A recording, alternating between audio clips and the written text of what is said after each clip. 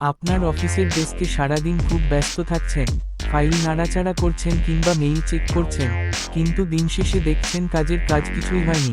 আপনি কি আসলেই কাজ করছেন, নাকি কেবল লুকিং বিজি কালচারের এক অদৃশ্য ফাঁদে আটকে আছেন যা আপনার ক্যারিয়ার এবং সৃজনশীলতাকে ধ্বংস করে দিচ্ছে? গুগল বা ডিজনির মতো জায়ান্ট কোম্পানিগুলো কেন তাদের কর্মীদের শুধু কাজ নয়, বরং তাদের ব্যক্তিগত ইমোশন এবং ওপিনিয়নকেও গুরুত্ব দেয়? তার গোপন রহস্য লুকিয়ে আছে একটি ছোট প্রশ্নে, যা আপনার অফিসের পুরো চিত্র বদলে দিতে পারে। পুরানো আমলের গাধার খাটুনি দিয়ে আজকের এআই এবং প্রযুক্তির যুগে টিকে থাকা সম্ভব নয়।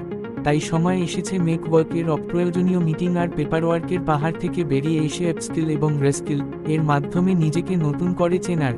আজ আমরা উন্মোচন করব কিভাবে একটি ছোট কমিউনিকেশন গ্যাপ আপনার ক্যারিয়ারের মাল্টি-মিলিয়ন ডলারের আইডিয়াকে আটকে দিচ্ছে। আজ আমরা ভাইব অফ ঢাকা চ্যানেলের জন্য এই চিন্তাধারাকে সমন্বয় করে একটি পাওয়ারফুল এবং কৌতূহল উদ্দীপক উত্তর উন্মোচন করব। 2. মেক ওয়ার্ক বা অহেতুক ব্যস্ততা বলতে এমন কাজকে বোঝায় যার কোনো প্রকৃত উৎপাদনশীলতা নেই, বরং কাউকে কেবল ব্যস্ত দেখানোর জন্য করা হয়। একে অনেক সময় বুন্ডোবেল বা লুকিং বিজি সংস্কৃতিও বলা হয়, যা প্রতিষ্ঠানের সৃজনশীলতা নষ্ট করে এবং কর্মীদের মধ্যে একঘেয়েমি তৈরি করে। এই নেতিবাচক সংস্কৃতি থেকে বেরিয়ে আসতে হলে প্রতিষ্ঠানের কমিউনিকেশন বা যোগাযোগ ব্যবস্থার বাধাগুলো দূর করা জরুরি। যখন কর্মীরা মনে করেন তাদের কথা শোনা হচ্ছে না বা তাদের গুরুত্ব নেই, তখন তারা মানসিকভাবে কাজ থেকে বিচ্ছিন্ন বা চেকআউট হয়ে যান। তাই কর্মীদের নিয়মিত প্রশ্ন করা এবং তাদের মতামত প্রকাশের জন্য সাইকোলজিক্যাল সেফটি বা নিরাপদ সুযোগ তৈরি করে দিতে হবে। শুধুমাত্র কর্মীদের কথা শোনা যথেষ্ট নয়, সেই অনুযায়ী দ্রুত ও গঠনমূলক প্রতিক্রিয়া দেখানো বা রেসপন্সিভ হওয়া নেতৃত্বের অন্যতম গুণ। নেতৃত্বের এই ইতিবাচক সাড়া কর্মীদের মধ্যে প্রতিষ্ঠানের প্রতি আস্থা ও সেন্স অব বিলংিং তৈরি করে। একই সঙ্গে কর্মীদের কেবল তাদের নির্দিষ্ট জবে বা রেজিউমের গণ্ডিতে সীমাবদ্ধ না রেখে তাদের ব্যক্তিগত অভিজ্ঞতা ও সুপ্ত দক্ষতাকে কাজে লাগানোর সুযোগ দিতে হবে। যেমনটি ডিজনির একজন ফাইন্যান্স ডিরেক্টর তার পারিবারিক অভিজ্ঞতা কাজে লাগিয়ে প্রতিষ্ঠানের জন্য নতুন ব্যবসায়িক সম্ভাবনা তৈরি করেছিলেন।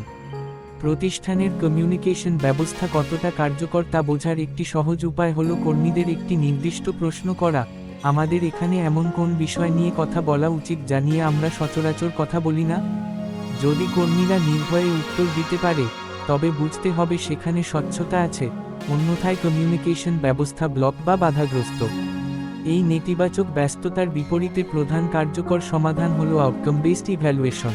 কর্মীরা কতক্ষণ ডেস্কে বসে আছে তা না দেখে তারা কি অর্জন করলো বা তাদের অ্যাচিভমেন্ট কি, সেটিকে গুরুত্ব দেওয়া প্রয়োজন। অপ্রয়োজনীয় মিটিং বা জটিল প্রসেস কমিয়ে কর্মীদের গভীর মনোযোগ দিয়ে কাজ করার বা ডিপ ওয়ার্কের পরিবেশ তৈরি করা উচিত। যখন হাতে কাজ কম থাকে, তখন কর্মীদের অহেতুক কাজে ব্যস্ত না রেখে বর্তমান কাজে আরও দক্ষ করে তোলা বা আপস্কিল করা এবং ভবিষ্যতের নতুন কোনো দায়িত্বের জন্য প্রস্তুত করা বা রেস্কিল করা অনেক বেশি কার্যকর।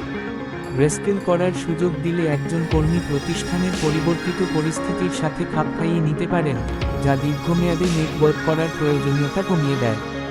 যখন কর্মীরা কাজের স্বাধীনতা বা অটোনমি পান এবং তাদের আইডল টাইমকে দক্ষতা বৃদ্ধিতে কাজে লাগানোর সুযোগ পান, তখন তারা প্রতিষ্ঠানের প্রকৃত সাফল্যে অবদান রাখতে পারেন। প্রকৃতপক্ষে সাফল্য মানে কোনো সমস্যা না থাকা নয়, বরং ওপেন কমিউনিকেশন এবং কর্মীদের গুরুত্ব দেওয়ার মাধ্যমে আরও বড় এবং জটিল প্রবলেম সলভিংয়ের যোগ্যতা অর্জন করা। এই সমন্বিত প্রচেষ্টাই একটি প্রতিষ্ঠানকে ভেতর থেকে শক্তিশালী ও কার্যকর করে তোলে।